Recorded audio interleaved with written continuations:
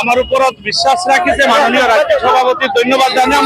আর বিশেষকৈ আমার সমষ্টির গোটা রাইজক আমি অন্তরের কৃতজ্ঞতা এবং প্রণাম যাচিম।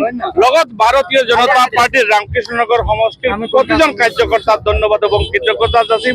আপনালোকে দেখিছে আজি পুরা রাইজ ওলাই আহিছে।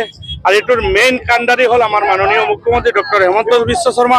মাননীয় মুখ্যমন্ত্রী ডক্টর হেমন্ত বিশ্ব শর্মার নেতৃত্বে 5 বছর মই কাম করার সুযোগ পাইছিল।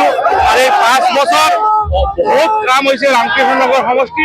আর এই রামকৃষ্ণনগর সমষ্টির কাম হওয়ার কারণে রামকৃষ্ণনগরের রাইজ রেডি হয়ে আছে ভারতীয় জনতা পার্টির আবার তৃতীয়বারের কারণে আমাকে আশীর্বাদ করার কারণে আমার মাননীয় মুখ্যমন্ত্রী ডক্টর হেমন্ত বিশ্ব শর্মা দ্বিতীয়বারের কারণে 100-র উপরের সিট লই মুখ্যমন্ত্রী হওয়ার কারণে আপনালোকে দেখিছে এইটো এরিয়া আমার নতুনকে রামকৃষ্ণনগর সমষ্টি ঘুমাইছে।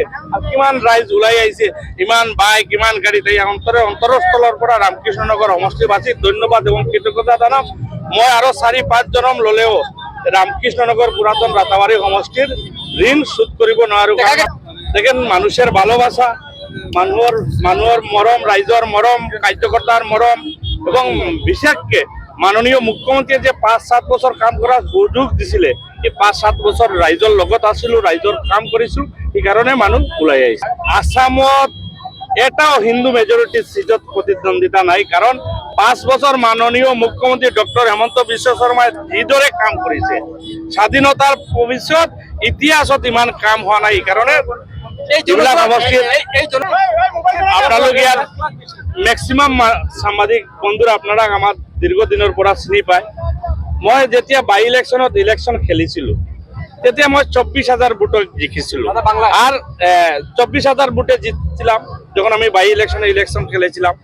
তখন 17 মাসের মানুষে আমার কাম কাজ দেখে আমাকে 46,000 ভোটে এখান থেকে জিতিয়েছিলেন। আর এবার মাননীয় মুখ্যমন্ত্রী আসামের ইতিহাসের প্রথম এত জনপ্রিয় মুখ্যমন্ত্রীর নেতৃত্বে 5 বছর কাজ করেছি।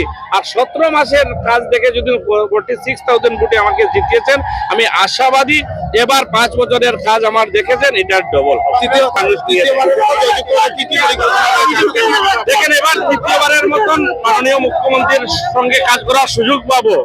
আর আমার রামকৃষ্ণনগর সমষ্টির মূলত 3টার বিষয় এবার আমি কাজ করব। রাস্তাঘাটের উন্নয়ন হয়েছে, মেডিকেল কলেজ হচ্ছে, মহিলা কলেজ হচ্ছে, বিভিন্ন ডেভেলপমেন্টের কাজ হচ্ছে।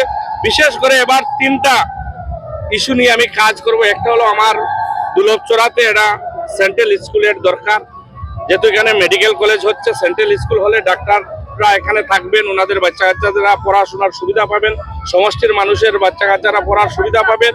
দ্বিতীয়, সনবিলের জন্য 30 কোটি টাকা অলরেডি মাননীয় মুখ্যমন্ত্রী স্যাংশন করেছেন, টেন্ডার হয়েছে, তো ইলেকশন ডিক্লেয়ার হয়ে গেল, কাজ শুরু হয়নি।